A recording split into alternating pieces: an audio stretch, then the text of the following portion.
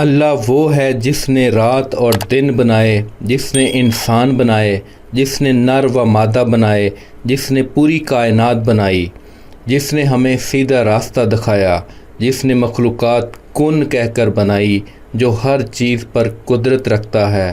تمام تعریفیں اللہ ہی کے لیے ہیں۔ الحمدللہ رب العالمین۔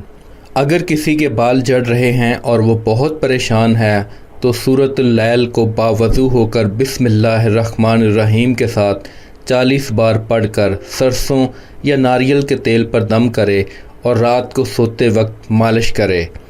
انشاءاللہ اللہ تعالیٰ کے فضل و کرم سے سر کے بال جھڑنا بند ہو جائیں گے۔ نوٹ: داڑھی کے بال جڑتے ہوں تو اس کے لیے بھی یہ عمل مفید ہے۔